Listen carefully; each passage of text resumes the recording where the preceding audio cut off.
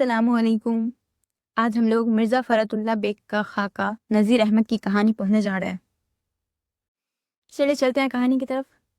میں اور میاں دانی 11:30 بجے مدرسے سے آئے، کھانا وانا کھایا، سبق کا مطالعہ کیا اور 1 بجے نکل کھڑے ہوئے۔ مکان کا پتہ پوچھتے پچھاتے 1:30 میں 5 منٹ تھے کہ مولوی صاحب کے دروازے پر جا دھمکے۔ دروازے کی ایک چوکی پر میں اور دوسری پر میاں دانی ڈٹ گئے۔ سامنے ہی کمرہ تھا، پیچھ ہماری رسی ہاتھ میں لیے اونگ رہی تھی، کبھی کبھی رسی کو ایک آدھ جھٹکا دے دیتی تھی۔ کمرے کے اندر مولوی صاحب تھے لیکن دروازہ بند تھا، اس لیے دکھائی نہ دیتے تھے۔ اب یہ خیال ہوا کہ یہ مولوی صاحب ہی کا مکان ہے یا کسی دوسرے کا، اندر زنانہ تو نہیں ہے۔ غرض اس سسو پیچ میں تھے کہ مولوی صاحب کے کمرے کے گھنٹے نے ٹن سے 1:30 بجایا۔ ہم دونوں اٹھے اور دبے پاؤں چوروں کی طرح اندر داخل ہوئے۔ گھر میں سناٹا تھا، پیچھ ہماری نے سر بھی اٹھا کر نہ دیکھا کہ کون جا رہا۔ کمرے کا ایک دروازہ کھلا تھا، اس میں گردن ڈال کر جھانکا۔ چونکہ روشنی سے اندھیرے میں آئے تھے اس لیے کچھ دکھائی نہ دیا۔ اندر سے کسی نے ڈانٹ کر کہا، کون ہے؟ اس آواز کو پہچان کر ہم تو سنبھل گئے، مگر پیچھ ہماری ابھی اچھل پڑی اور بے اختیار ان کے منہ سے گنبد کی آواز کی طرح نکلا، کون ہے؟ میں نے کہا، میں اور دانی۔ مولوی صاحب نے کہا، آؤ بیٹا اندر آؤ۔ مولوی صاحب فوراً پلنگ پر اٹھ بیٹھے اور تہمت کو سنبھالتے ہوئے نیچے اتر آئے۔ پوچھا، کیا پڑھتے ہو؟ ہم نے کتاب پیش کی۔ تھوڑی دیر تک الٹ پلٹ کر دیکھتے رہے، اس کے بعد کہا، بھائی ایک کتاب میرے لیے بھی لیتے آنا۔ ہم نے اپنی ایک کتاب ان کو دے دی اور دوسرے سے دونوں نے مل کر کام نکالا۔ کب پڑھایا اور کس طرح پڑھایا اس کا میں آئندہ ذکر کروں گا۔ ہاں یہ ضرور کہ جب پڑھ کر اٹھے تو سب کچھ یاد تھا مگر دماغ پر کسی قسم کا وار نہ تھا۔ خوشی خوشی گھر آئے، چلو اللہ دے اور بندہ نے۔ ہم نے بھی کالج میں مولوی صاحب کی تعریفوں کے پل باندھ دیے، یہاں تک کہ یہ آواز ہندو کالج کے طلبہ کے کان تک پہنچی۔ وہاں کے ایک طالب علم مسٹر رضا کے دل میں گدگدی اٹھی۔ وہ آئے، ہم سے ملے اور کہا، بھائی میں بھی تمہارے ساتھ چلوں؟ مولوی صاحب انکار تو نہ کریں گے؟ ہم نے کہا، چلو اور ضرور چلو، مولوی صاحب کا کیا بگڑتا ہے، 2 کو نہ پڑھایا 3 کو پڑھایا۔ انہوں نے کہا، نہیں پہلے مولوی صاحب سے پوچھ لو۔ ہم نے کہا، یار چلو بھی، اگر انہوں نے کچھ کہا تو ہمارا ذمہ۔ وہ راضی نہ ہوئے اور یہی کہا کہ پہلے پوچھ لو۔ اس عرصے میں ہماری ہمت مولوی صاحب کے سامنے بہت بڑھ گئی تھی۔ دوسرے دن جاتے ہی رضا کا ذکر کر دیا۔ انہوں نے کہا، لیتے کیوں نہ آئے؟ ہم نے کہا، وہ ذرا شرمیلے ہیں، بغیر اجازت آنا نہیں چاہتے۔ طالب علم شرمیلا ہوا اور ڈوبا۔ خیر کل ضرور ساتھ لانا، ذرا ان کا بھی رنگ دیکھ لوں۔ شام کو واپسی کے وقت جاتے جاتے فرامس خانے میں ہم نے رضا کو مولوی صاحب کا اجازت نامہ پہنچا دیا اور کہہ دیا کہ بھائی پورے 1:30 بجے پہنچ جانا، ورنہ اندر گھسنا نہ ملے گا۔ دوسرے دن جو ہم پہنچے تو وہ پہلے ہی سے دروازے پر ڈھئی دیے بیٹھے تھے۔ ٹھیک 1:30 بجے ہم اندر داخل ہوئے۔ مولوی صاحب ہم کو دیکھتے ہی پلنگ پر اٹھ بیٹھے اور کہا، لاؤ کتاب۔ ہم نے کتاب طاق پر سے اتار ان کے ہاتھ میں دے دی اور وہ کتاب لیتے ہی نیچے آ بیٹھے اور کہا، اچھا یہ ہے میاں رضا؟ بیچارے رضا نے گردن جھکا کر کہا، جی ہاں۔ مولوی صاحب نے کہا، اچھا بھائی شروع کرو۔ ہمارے پڑھنے کا یہ طریقہ تھا کہ ایک روز میں پڑھتا تھا، دوسرے روز میاں دانی۔ اب اس کو ہماری شرارت کہو یا محض اتفاق، ہم دونوں چپ کے بیٹھے رہے۔ جب اس خاموشی نے طویل کھینچا تو مولوی صاحب نے کہا، ارے بھائی آج تم پڑھتے کیوں نہیں؟ کیا منہ میں گھنگھنیاں بھر کر آئے ہو؟ اچھا میاں رضا تم ہی شروع کرو۔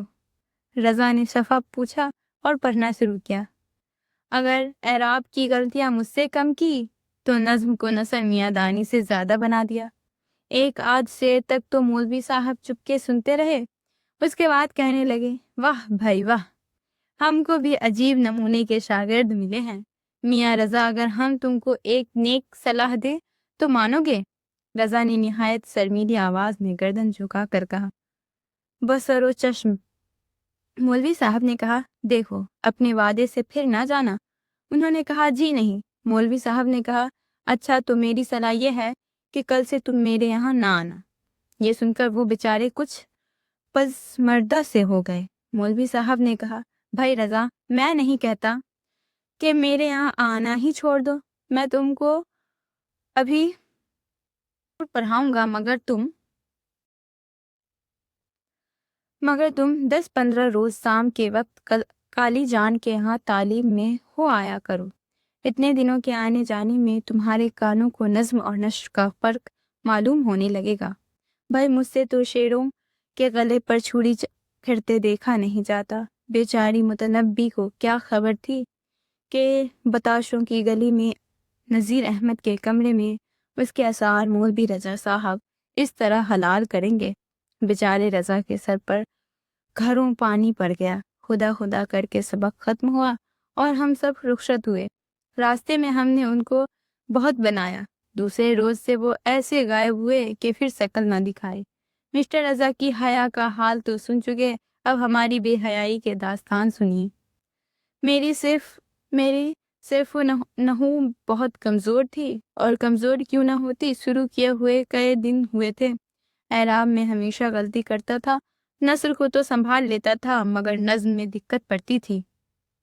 شعر خود بھی کہتا تھا، دوسروں کے ہزاروں شعر یاد تھے، اس لیے شعر کو تختی سے گرنے نہ دیتا تھا۔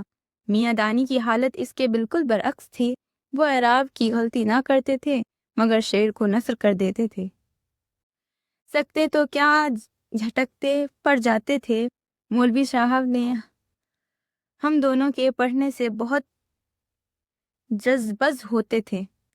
ایک دن یہ ہوا کہ میرے پڑھنے کی باری تھی، میں نے ایک شعر پڑھا، معلوم نہیں کہا کہ اعراب کہاں لگا دیے۔ مولوی صاحب نے کہا، ہیں کیا پڑھا؟ میں سمجھا کہ اعراب میں کہیں غلطی ضرور ہوئی، تمام اعراب بدل کر شعر موضوع کر دیا۔ انہوں نے پھر بڑے زور سے ہوں کی، ہم نے پھر اعراب بدل دیے۔ اس نے ان کو غصہ آ گیا، کہا، دانی تم تو پڑھو۔ انہوں نے شعر کا گلا ہی گھونٹ دیا، خاصے بھلے چنگے شعر کو نثر بنا دیا۔ اب کیا تھا، مولوی صاحب کا پارا 110 ڈگری پر چڑھ گیا۔ کتاب اٹھا کر جو پھینکی تو کمرے سے گزر دالان میں ہوتی ہوئی صحن میں پہنچی اور نہایت غصیلی آواز میں کہا، نکل جاؤ، ابھی میرے گھر سے نکل جاؤ، نہ تم مجھ سے پڑھنے کے قابل ہو اور نہ میں تمہارے پڑھانے کے لائق۔ دانی نے میری طرف دیکھا، میں نے دانی کی طرف دیکھا۔ انہوں نے آنکھوں ہی آنکھوں میں کہا، چلو۔ میں نے آنکھوں ہی آنکھوں میں جواب دیا، ہرگز نہیں۔ انہوں نے اٹھنے کا ارادہ کیا، میں نے ان کا زانو دبایا۔ مولوی صاحب کی یہ حالت تھی کہ شیر کی طرح پھپھر رہے تھے۔ آخر جب دیکھا کہ یہ لانڈے ٹس سے مس نہیں ہوتے تو کہنے لگے کہ اب جاتے ہو یا نہیں؟ میں نے کہا، مولوی صاحب، جب تک کوئی دھکے دے کر نہ نکالے گا اس وقت تک تو ہم جاتے نہیں، اور جائیں گے تو ابھی پھر آ جائیں گے۔ مولوی صاحب نے جو یہ بے حیائی دیکھی تو ذرا نرم ہوئے، کہنے لگے، اچھا نہیں جاتے ہو تو نہ جاؤ، مگر میں ایک حرف تم کو نہ پڑھاؤں گا۔ میں نے کہا، نہ پڑھائیے، مگر بغیر پڑھے ہم یہاں سے نہ ٹلے ہیں نہ ٹلیں گے۔ کہنے لگے، بیٹا اس وقت میری طبیعت خراب ہو گئی ہے، اب چلے جاؤ، کل آ جانا۔ دانی نے سچ جانا، میں سمجھا کہ اس وقت اٹھے اور مولوی صاحب ہاتھ سے گئے۔ دانی اٹھ کھڑے ہوئے، میں نے پکڑ کر ان کو بیٹھا لیا۔ مولوی صاحب نے یہ تماشا دیکھتے رہے۔ میں نے کہا، مولوی صاحب، پڑھیں گے تو آج پڑھیں گے، اور آج پڑھیں گے تو اس وقت پڑھیں گے تو اس وقت پڑھیں گے۔ پڑھانا ہے تو پڑھائیے، ورنہ ہمیں یہاں سے نہ جانا ہے نہ جائیں گے۔ آخر کار ہم جیتے اور مولوی صاحب ہارے۔ کہنے لگے، خدا محفوظ رکھے، تم جیسے شاگرد بھی کسی کے نہ ہوں گے۔ شاگرد کیا ہوئے، استادوں کے استاد ہو گئے۔ اچھا بھائی، میں ہارا۔ اچھا، خدا کے لیے کتاب اٹھا لاؤ اور سبق پڑھ کر میرا پنڈ چھوڑو۔ دیکھیے کون سا دن ہوتا ہے کہ میرا تم سے چھٹکارا ہوتا ہے۔ میں جا کر صحن میں سے کتاب اٹھا لایا اور مولوی صاحب جیسے تھے ویسے کے ویسے ہو گئے۔ کہا کرتے تھے کہ اگر اس دن تم چلے جاتے تو میرے گھر میں گھسنا نصیب نہ ہوتا۔ میں تمہارے شوق کو آزماتا تھا مگر تم نے مجھے ہی آزما ڈالا۔ خدا ایسے شاگرد سب کو نصیب کرے۔ یہ بے حیائی نہیں میاں، یہ شوق ہے علم کا۔ جس کو چسکا ہوتا ہے وہ بری بھلی سبھی کچھ سنتا ہے، بد شوق بھاگ نکلتے ہیں اور شوقین استاد وہ دوا لیتے ہیں۔ تو جی یہاں پہ ہماری کہانی ختم ہوتی ہے، ملیں گے پھر دوسری اسی طرح بہت ہی اچھی سی کہانی لے کر۔ اللہ حافظ۔